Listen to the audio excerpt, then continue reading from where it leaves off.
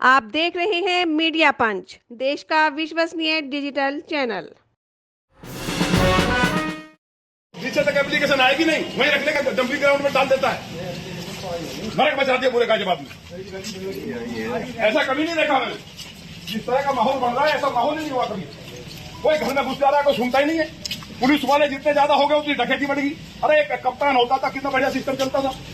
हैं, अपराधी मारे जाते थे, टांग में गोली मार दी, मतलब कोई मतलब है? टांग में गोली मार दी, टांग में लगती है गोली, सर में नहीं लगती।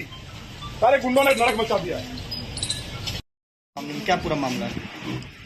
देखिए, आपने सारी बात सुन ली होगी। इस बहन ने जिस तरह से घटना बताई है, मैं समझता हूं कि इससे ज्यादा जघन्य अपराध, इतनी खराब घटना, ऐसा लगता है धरती फटने वाली है। उसकी बच्ची के साथ, नाबालिग के साथ ओयो होटल में घेर करके ले गए, दुराचार किया गया, पूरा ओयो होटल में कार्रवाई, उसे जेल भेज दिया गया। जेल से छूटने के बाद न्यायालय में गुंडों को लेकर के झुग्गी झोपड़ियों से बांग्लादेशी रोहिंग्या, जो मैंने कहा था कि यहाँ हजारों की संख्या में रह रहे हैं, वो चुनौती है।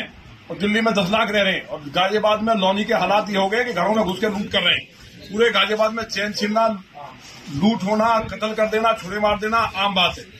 लेकिन ये जो घटना हुई है, इतनी मैं समझता हूं कि ऐसी लौनी के इतिहास में, क्योंकि हम दिन रात लोगों को एक एक की सुनवाई करते हैं। जो सुबह मैंने सुना तो वो जेल चला गया। जेल से छूटने के बाद कोर्ट में जाकर के 20 गुंडे घेर लेते हैं और घेर करके कहते हैं जान से मार देंगे। बड़े मुश्किल से वहां बचे, कुछ पीछे से पुलिस वाले दिखाई दिए और वो वहां से हटे।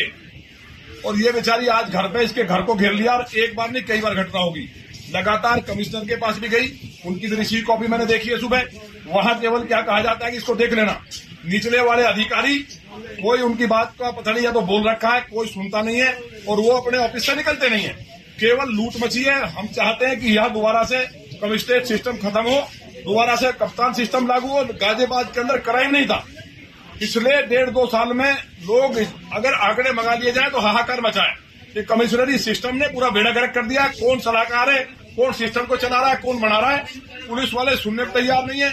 खुलेआम मुसलमान घरों में घुस जा रहे हैं गरीबों के, और हमें जाकर के खुद लड़ना पड़ रहा है। अगर हमें लड़ना तो फिर पुलिस की जरूरत क्या है? हमने आपको कहा है, इस बेटी की व्यथा देखी नहीं जा रही है। इससे ज्यादा तकलीफ क्या हो सकती है? लौनी की एक एक बेटी, एक एक माँ, हमारी माँ और मेरी बेटी, मेरी बहन है, और उसके साथ दुराचार हो गया। उसके बाद घर पे जाकर के पथराव बवाल छुरा लेके जा रहे हैं कि हम मार देंगे जान से, मुकदमा वापस ले लो।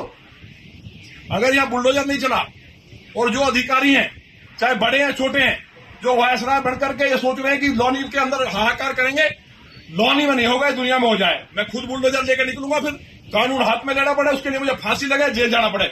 मेरी चेतावनी है कि 1 सप्ताह के अंदर इंसाफ मिलना चाहिए।